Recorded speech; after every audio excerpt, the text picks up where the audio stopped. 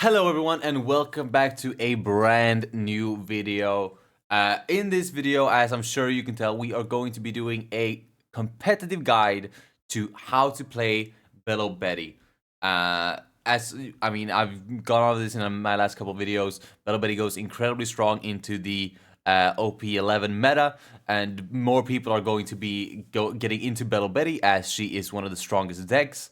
And so I figured I'd make this guide for all of you who are new to the deck, and even for you who have played the deck for a while. You know, maybe you don't know all the play lines. There's some general tips as well in this video. So it's good for everyone to watch this video for sure. I know it's a little weird. I'm filming in the morning for the first time in like, I think forever. So sorry about all the shine from here. I'm sure you'll live. Generally the content is going to be on the screen and not on the face cam, so you don't have to worry about that too much. Before we jump into things, don't forget to like and subscribe. Obviously, this helps me out a ton, so please do make sure you do that before we get into things. We got an absolute banger of a video for you today. So, Belo Betty, we're going to start off with her leader ability, right? Her effect says, activate main once per turn. You may trash a Revolutionary Army type card from your hand. Up to 3 of your Revolutionary Army type characters or characters with a trigger gain plus 3,000 power during this turn. So basically, the general consensus is that you should be running a 100% Rev Army deck list. I'll show you mine right here. So this is the list here that I've been running throughout OP09 and into OP010. This is the one that focuses slightly more on triggers, playing 4 off Morley and 4 off Tension Hormone, but we're still keeping the 100% Rev Army package. There are a couple different builds going around. There are a lot of people who want to play Dragon. Most people play more 5-cost Ironclaws that I do. There are people that play these, where is he? The 7-cost Sabo here, as well as the Karasu Blocker. These are all great cards that you can include in your deck. It all depends on playstyle. But these are the cards that I've decided to include in my deck. So this is the deck list to start out with. You know, if you're just getting into it, this is a great place to start. And it works really wonderful. Other than that, let's get into the actual video. So the first thing going into a game is one of the most important steps of any deck is to know how to mulligan, right?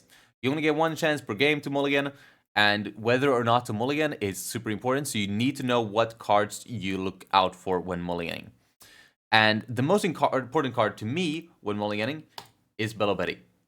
Belo Betty is just such a good card, right? Because it becomes a 5k body on board while still replacing yourself in your hand and making you search your next pieces for the next turn, etc. You guys know how searches work. The only thing is that searchers are even stronger in Belo Betty as they actually do end up being able to swing. So Belo Betty is for sure the best thing you can see in your hand.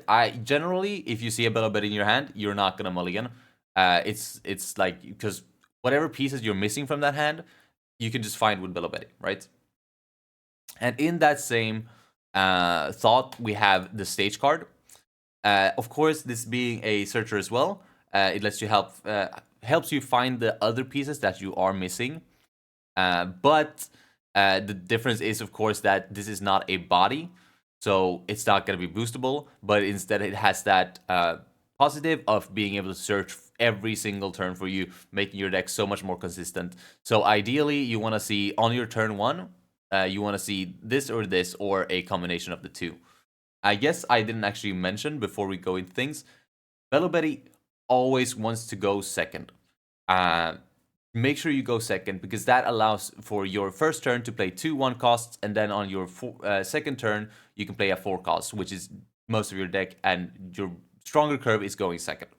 So starting with like Belo Betty and stage is super strong, since they can search out things.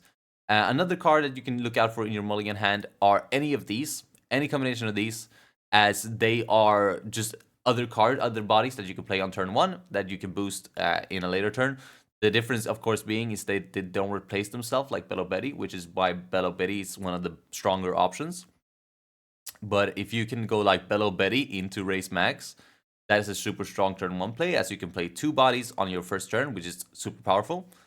And Kuma is good if they play a searcher or something, then you can just pop that straight away, which actually does mean a lot in the next turn.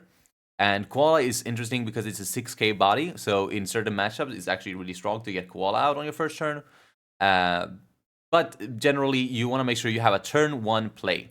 That is the consensus of this here, is that as long as you have turn 1 play, you're kind of good to go. The second card you're looking for is going to be the second most important card after Belo Betty, and that is 4-cost Ivankov.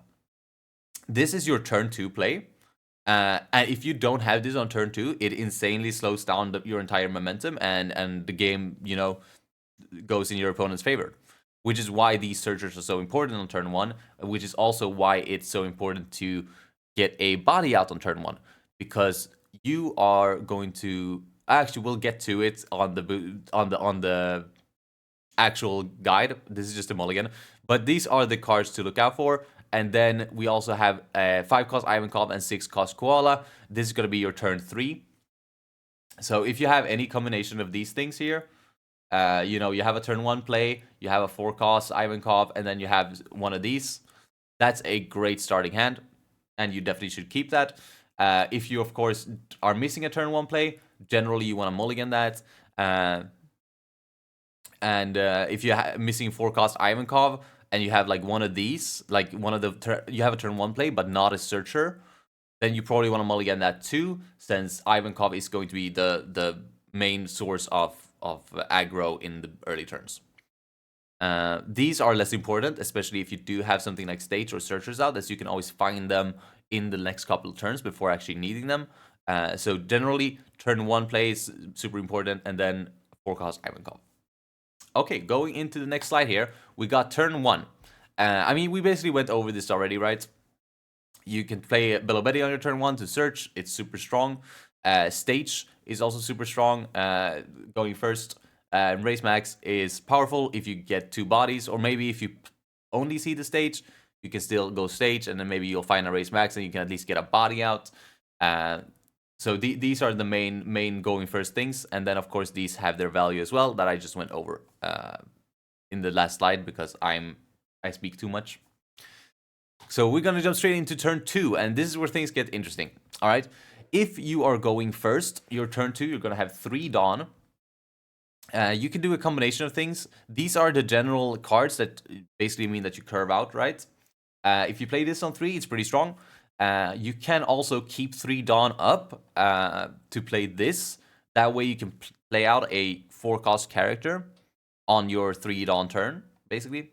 Which basically, helps with your curve, because you generally want to play out 4-cost characters on your second turn, which you can't going first, which means this just helps with curving out. But be aware that if your opponent is aware of the tension hormone, they probably just won't swing. So it's good to do some kind of psychological warfare where you go like, oh man, I was so sure I had a Morley in hand, and then after you swing, that way they might actually think you accidentally left 3 Dawn up instead of actually having a counter card for 3 Dawn. Of course, if you have any combination of the previous guys here, the Grace Max, Kuma, Koala, any of those, they can also go out here on your second turn, going first. As you play like a searcher or something on turn 1, and then turn 2, you can go pretty wide, playing like another searcher or a stage and a Kuma, any combination of things going first, that is going to be just fine. Going second, though, this is where things get really explosive. This is your 4 Dawn turn. And generally, what you want to do is you want to just play 4-cost Ivankov for 4. And then you want to make sure you use your leader ability to boost both the cards you played the last turn and this Ivankov. Because this Ivankov's effect is that if this character has 7,000 power or more, you can play a revolutionary character from your hand with 5,000 power or less. This is basically all your 4-cost characters. This is our Jinbei, basically. This just spams out characters, and it's super strong. Of course, the problem is that it needs to have 7,000 power or more, which means you have to boost generally, which means you have to trash a card from your hand. But getting this out on 4 Dawn and then boosting, then you can bring out Karasu or a Lindbergh straight away. If you bring out a Karasu, that searcher you played the previous turn is going to get a bunch of value because now you're swinging 5k into a 4k leader, and your leader's obviously going to swing as well. So that's 2 swings into a 4k leader. And if you play Lindbergh, that is still also good because this card is super strong, especially when trying to control your opponent's board, which is incredibly powerful. So any of these off of your Ivankov is great. If you don't have any of these, you can play things like Morley as well, and there are other cards as well. But generally, you're going to see at least one card that you can play off your Ivankov. So that is your second turn. Going into your turn 3, going first, you're going to be reaching 5 Dawn, which means 5-cost Ivankov is probably your best thing to play. 5-cost Ivankov plays a card from the top of your deck, so you gain card advantage that way, where you go -1 in hand, right? But you go +2 on board, which is a super powerful card, and especially if you can hit it into something like 4-cost Ivankov, then you can boost and you can go even wider. But you might not always see this, especially if you're running the list I am running, which is only running 2 5-cost Ivankovs. So what I like to do going first is that just play your curve as if you're going second, right? So on your turn here, you can just play a 4-cost Ivankov and boost, and then you'll just have 1 extra Dawn over, and you can just put that on leader to make it a 6k swing, and you'll still be in a great spot. So 5-cost Ivankov or 4-cost Ivankov on your 5 Dawn turn, basically. And then going second, this is where things get really powerful. 6-cost Koala is one of the stronger cards in the deck, and the more I play with it, the more I start to appreciate this card. Koala is a 6-cost 6k blocker with the on-play effect that you can add a card from the top or bottom of your life cards to your hand, and then play a 4-cost or less Revolutionary Army card, and then also draw a card. So, you basically play this for 6, you draw a card from life, you play a card from hand, and you draw a card from your deck. Which means you go ±0 in hand, which is super powerful. Yes, you take a life, but we really don't mind that in Belo Betty. In fact, we like taking life in Belo Betty, so that is perfect for us. And if you can go Koala into Ivankov, then it's the same situation as here, where if you can go into Ivankov, then you can go into another character as well and go super wide. So for 6 Dawn, you can get 3 characters out, which is incredibly powerful. And Koala, being less luck dependent than Ivankov here, this Ivankov plays off the top right, but we don't have any way to stack our deck, which means you have to be lucky to hit the cards you need to hit. And Koala plays from the hand, so you always know what you're going to hit off this Koala here. Sure, the life is, you can also hit something from the life, which you want to play, which is just an extra thing that is just makes her even more powerful. But 6-cost Koala is incredibly strong, and it helps you go incredibly wide. So look out for Koala. Make sure you have that on your 6 Dawn turn. It's so strong, so powerful. Going on to our turn 4, if you're going first here, you're going to be reaching 7 Dawn. And I think the best option is just to go, again, play your original curve with just an extra Dawn. So you just play 6-cost Koala into anything. Go as wide as you can. That is my tip. At least that's how I like playing the deck. But you have also this 7-cost Sabo here that you can play, depending on what... This is very situational, right? So depending on the situation, you can definitely play this. I don't even play this in my deck, but if you do, it's a good card, and it definitely works out. And if you're on 7 Dawn, you can play this, and you curve out pretty nicely. So this is basically what I just went over last turn for us. So going into your 8 Dawn turn here, you can either go Koala again into something else, depending on how healthy you are and what your opponent's board state is. Obviously, if you're not healthy and your opponent has like a fairly wide board and you're being scared that maybe they'll push lethal, maybe they can KO your Koala somehow so you can get past your blocker, then obviously don't play this, right? And instead play one of these. You can play the 7-cost Sabo to make sure that you can survive another turn. You can generally use this to put a like corrosive blocker or something in life to make sure that they don't have an easy lethal on you. And it's a really strong card. People love to run Dragon. I don't like Dragon at all. I way more prefer Rush Inazuma. which is also just a great card to play here. I should have included it somewhere. But Dragon is a great choice to play here as well on your 8th Dawn turn, making it so that your leader can swing 7, you can boost your board, and you can play Dragon. Dragon, in my experience, is especially powerful when you already have 3 characters out. Because boosting Dragon from a 9 to a 12 is not that important, since 9k is already a very big swing. But if you have 3 characters out that you can boost those 3, swing with them, and then go Dragon, 7k lead, and then 9k Dragon, which is now, that's pretty powerful, right? That's a strong play. But generally, if you don't have 3 characters out, he loses value, basically. But this is your turn 4 going second. So 8 Dawn, this is it. And then turn 5, repeat or push lethal.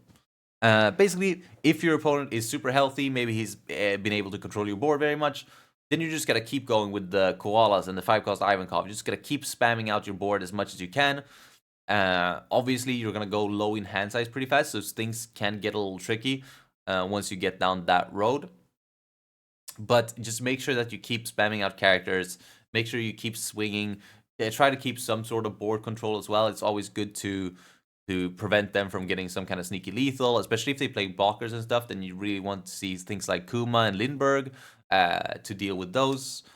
But generally, if you see that your opponent is fairly low, maybe they're low in hand, they don't have that many blockers, then your Dawn is better used attaching to your creatures and actually just trying to push lethal, which generally just works out. And if you don't actually kill them, at least you'll put yourself in a better spot to do it sooner rather than later. That's basically the entire game, right? Because you only need so much. The game goes very fast. It's usually over by turn 5, unless you're playing as a very controlling deck or something like Doflamingo, where you're forced to go board. In that case, it can go on for a couple more turns. But like I said, if it goes more than 4 turns here, you just repeat. Just repeat what you've done already. Just spam out creatures, swing, do your good stuff, right? Now we're going to go into some general tips for the deck. These are just great tips to know before, getting your hands on the deck. It's good to have these just in the back of your head. So the general tips here are, the first one is only boost when gaining value. What I mean by this is that if you have 1 character out, like let's say I have 1 searcher out, I don't want to boost that, because this is only, if I boost that, bring that up to 5k, that's going to get 1 card out of my opponent's hand. But it's gotten 1 card out of my hand too. But also, now I have a rested character that he can swing into, which means we went card for card, which is a fair trade. And then I got a rested character, which is negative for me. So that's a negative trade. And at that point, just don't boost and just pass your turn. There's no reason to boost if you're not gaining value. So the only times you'd boost there is if you have like multiple swings, you have something on the board that you want to swing into, or you really need to get the cards out of their hand, or you have a 4-cost Ivankov that you can boost. There are definitely situations where you have to be able to discern when it's worth boosting and when it's not worth boosting. And that's just something to keep in the back of your head. Don't just boost like carelessly every turn. You don't want to do that. You want to make sure that you're gaining value off of your boost every turn. Otherwise, you lose hand size too quick, and the game is just over. General tip number 2, take all life early. All right? You want to make sure you take that first hit. 9 out of 10 times, you want to take that second hit. And after that, you got to be a little careful. But the reason we take all life early is that because we play triggers, so that if one of those pop out, then we're in a great spot. And we want cards in hand.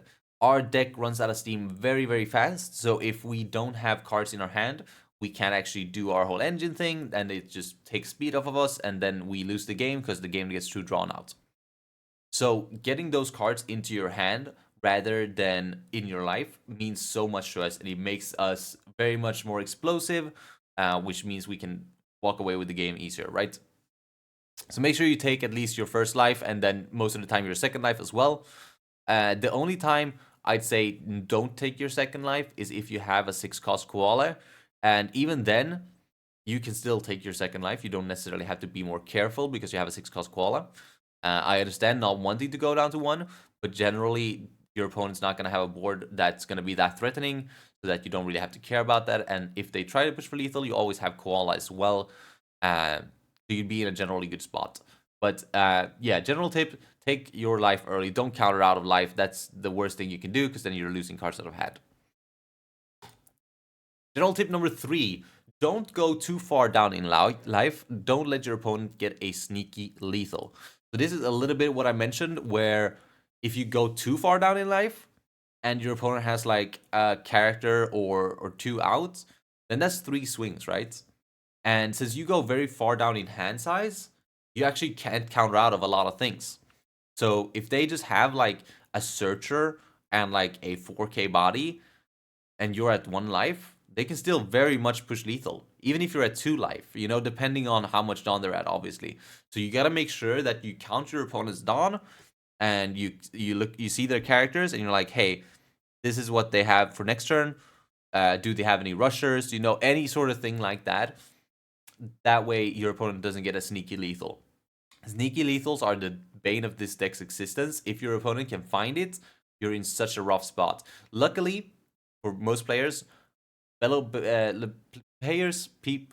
holy shit, people playing against Belo Betty generally don't see the lethal, because it's way early in the game. They're not even thinking about winning right now. They're thinking about surviving, so they won't actually see it. But when they do, you need to make sure that you account for it, because what if they do, right? If they see that sneaky lethal and they go for it, they just win. So you need to keep a lookout for that. That's something that's very dangerous, especially if you're new to the deck. Jumping into the next tip.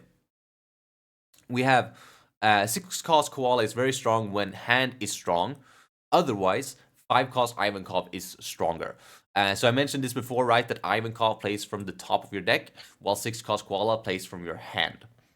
And basically the way this works, right, is if you have a good hand, you have good cards in your hand that you want to play out with your Koala, then play Koala. If your hand is bad, let's say I have like nothing in my hand, I have like an event, or I have only 2 costs, then you might as well play the 5-cost Ivankov. That way you're more likely to hit something actually good off of your spammer. So that's just a very general tip. Koala is good when your hand is good, and Ivankov is good when your hand is not good, right? Next tip here.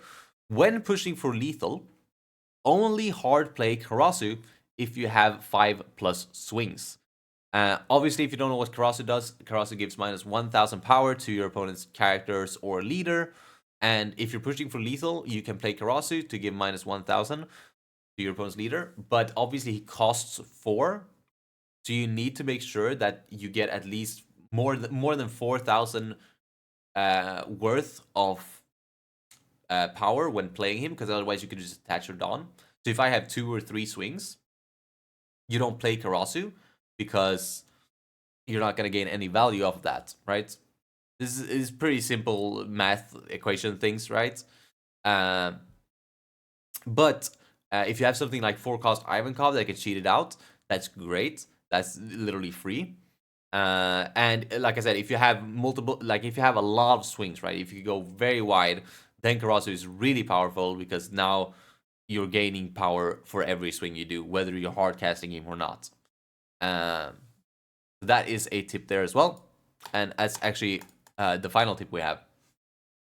So I know this video is dragging on a little bit already, but we're going to jump into one game just to show you generally how it works, and so you can, you know, visual learners, right? Visual learners will teach you as well. Okay, so we're going to go up against a purple Katakuri here. Never played against this deck before. It's going to be interesting. But like I said in the video, go second always. And here you can see I have a pretty good hand. I have a turn 1 play in Belo Betty. Like I said, I almost never mulligan when I get Belo Betty, but we also have a stage card as well, so that's even more searching power. So even though we're missing 4-cost Ivankov, 6-cost Koala, etc., we are able to find those off of our searches. We'll keep this hand for sure. Let's see what his leader does. I have no clue. Look at target. Okay, whatever. There's a 6 cost qual. That's perfect.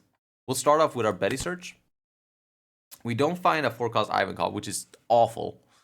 I don't think it matters much what we take here, because we're probably going to discard it anyways for this stage. No 4 cost Ivankov here either, but we do find another Belo Betty. That's always a good card to have, as it gains us card advantage while still letting us go fairly wide. We're going to take this hit. Like I said, you always take the hits early. So we're going to take this, and that's why we take them. We trigger a Kuma, which is great. It's going to be very powerful for us. There's a tension hormone. I'm tempted to discard this. This is generally the card you want to discard because it's counterless, right? But if we actually don't see an Ivankov off of the stage, my turn might actually just be Belo Betty and Hormone. So I'm actually going to discard this Lindbergh instead. But we do find the Ivankov. So we'll take the Ivankov. We'll play the Ivankov. We'll boost. Throw away the tension hormone because it's counterless. Boost everything. Bring out the Karasu with the help of the Ivankov effect. And then we'll just go 5k into 4k.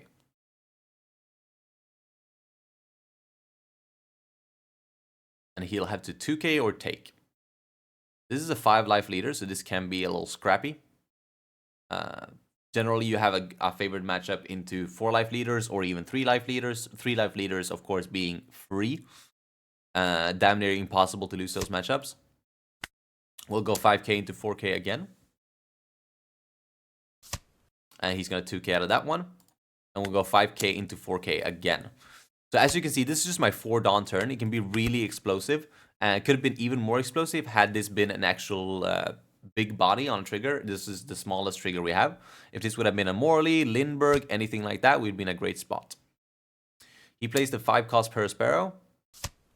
And he swings into my Belo Betty. He can have that. That's fine. But he looked at the top of my deck.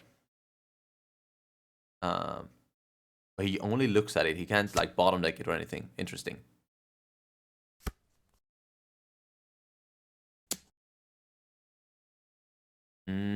Okay. So he ramped one. Okay, he's gonna go 4k into my Kuma. We're gonna start off by doing a search here, I reckon. I think we're gonna have to get rid of this Koala. It's a Karasu. Pretty good. And we'll go 6 cost Koala. Take. We'll go into Karasu. We'll go at lead. And then we will trash this stage to boost. And we'll use this to bring out another big body. And then we will swing 8 into this, minusing here. The reason we do this is because we want to get rid of this card. This card is very strong for his deck.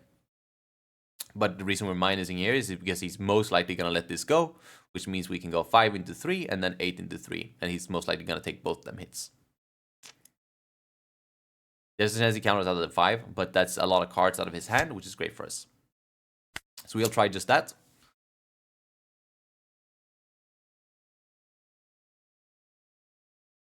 He does have 1 Dawn up as well, and I did see him trash a counter event before. I can't check his trash because we're mid-swing. But yeah, he countered this. We make clear class reveal 1 card. Is it a real cost? It's cost to carry us. Okay, this is a 1 cost 5k counter event. Ooh, I almost forgot to swing. And since he took that 5, he's gonna take this as well, most likely. Okay, never mind. So this is the plus 5k event. So he used that to counter out of that. That's fine. It's a really good card, but yeah, this was a little worrying. He's gonna get that for sure. I could have blocked, but I reckon there's probably a large swing coming down here anyway, so I'll rather block this next attack. One of these guys are dying either way, so it's just a matter of which one exactly. And then he's gonna go 8. Should use leader. He's not gonna use leader effect. That actually means that I'm gonna push super hard on him this turn, and I'm actually gonna use both of these cards to counter out. Since we are able to go super hard this turn. I was really only using this to hope and find a card like Belo Betty. That way we could actually gain some advantage. But we are going to go 8k into 4k. He has no Dawn up now, so he has to give up a lot of cards in case he wants to do anything. We can go 8k into him again.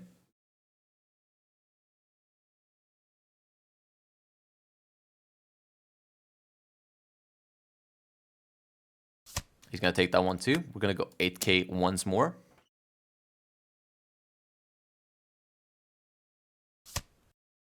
Here comes the 2ks. Yep. And what is this? 9, 9, 9, 10. We'll go 9. And he has to counter one of these attacks and block the other one. So if he's not able to counter out of this 9 here, I win. There we go.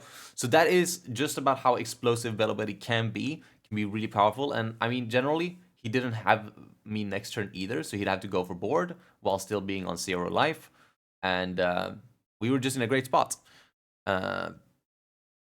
You saw how fast I was able to go wide with the combination of 4-cost Ivankov and 6-cost Koala, and also what it looked like to get your searchers on turn 1 and how strong that can be. So, that was a great game. That's going to be it for this video. Like I said before, don't forget to like and subscribe, especially if you want to see more Belo Betty content. It's coming your way very soon. So just make sure that you like this video, comment something nice, and I will see you in the next one. Peace.